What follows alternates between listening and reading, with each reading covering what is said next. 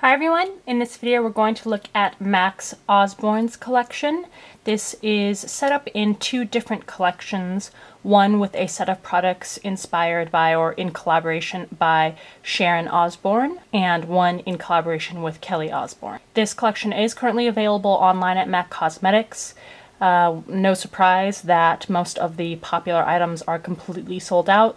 Even if you had stayed up all night and checked the MAC website in the wee hours when it first launched, you would have been disappointed because the items would still have been sold out within a few seconds of it going live. My suggestion, for many reasons, if you've been watching any of my recent MAC collection videos, is to not even bother with MAC Cosmetics online and to instead go to Nordstrom or Macy's to make any MAC purchases that you really want.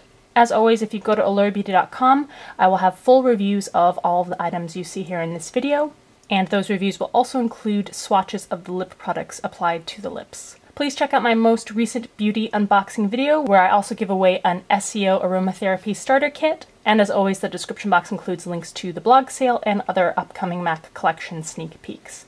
Alright, let's get looking at these swatches. There are two eyeshadow palettes, one for the Sharon Osbourne collection and one for the Kelly Osbourne collection. They are each $44. Here is the Duchess eyeshadow quad. And the colors you get are Sweet Eyes, Sexy Eyes, Femme Fatale, and Embark. And here is the Bloody Brilliant eyeshadow quad. And the shades you get are Spoonful of Sugar, Tickety Boo, Fizzy Rose, and Shadowy Lady.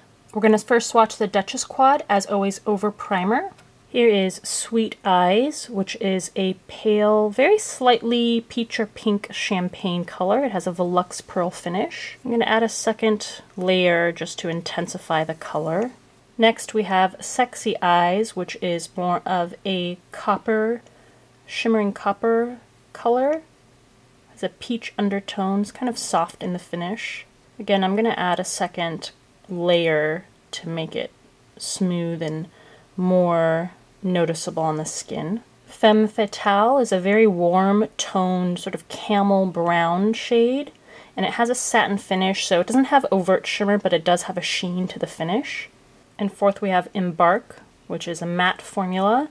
This is a maroon tinted brown. It needs a little bit of blending and work to get it to be smooth, which is typical of MAC's matte formula. Alright, so here are the eyeshadows from the Duchess quad.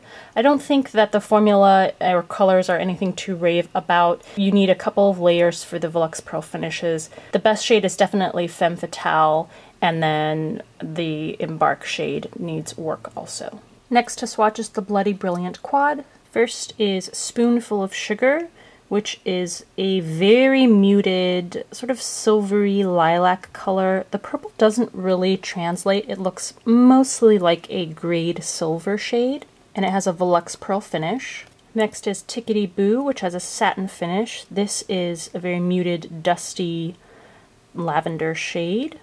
Next is Fizzy Rose, which has a satin finish.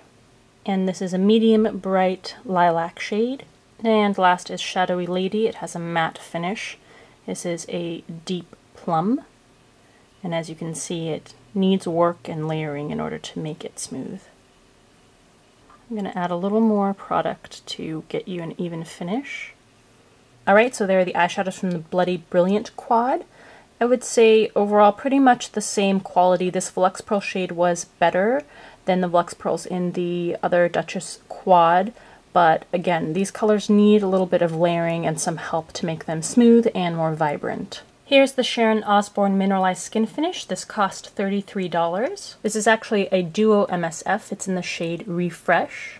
I'm going to first swatch the top of the pan and the highlighting shade separately, and then I will show you what they look like mixed together. I'm going to use a slightly denser than normal angled powder brush. So here is the bronzing shade. It is warm toned, so it has a slight yellowy hue to it, and it has not a completely matte finish. I'm going to build it up with a second layer. Here is the highlighting portion. This is a pink toned shimmering silver highlighter. Has a fairly frosty finish. Adding just a little more product. And then if you matched the shades together, you get more of this mid-toned, again, warm tinted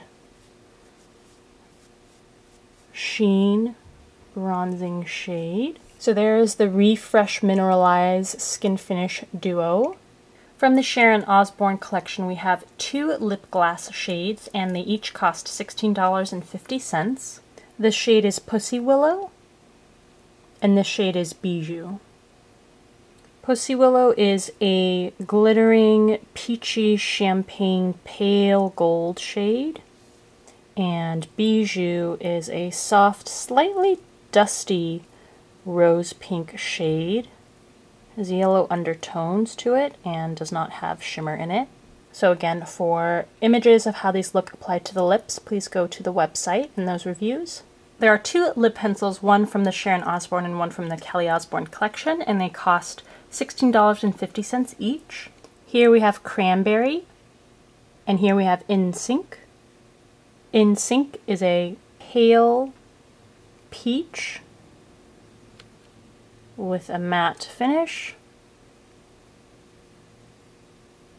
and Cranberry is a very soft cranberry shade, again without any shimmer in it.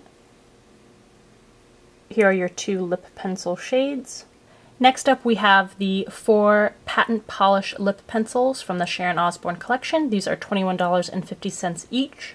These do twist to push out the product. This is the shade Innocent, Patent Pink, French Kiss, and Ruby.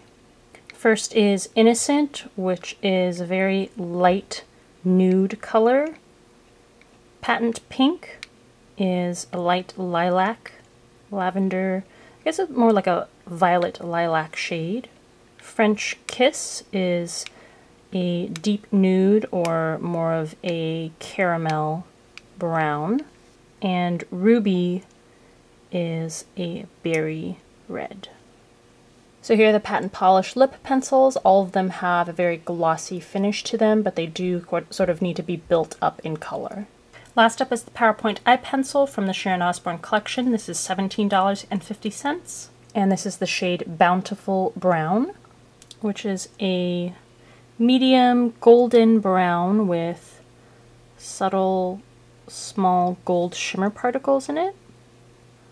Doesn't go on quite opaque.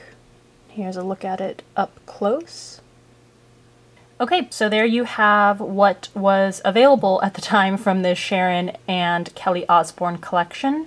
Again, I would strongly recommend just going to Nordstrom or Macy's once the collection is available on those sites, which is usually pretty shortly after it's up on the MAC website.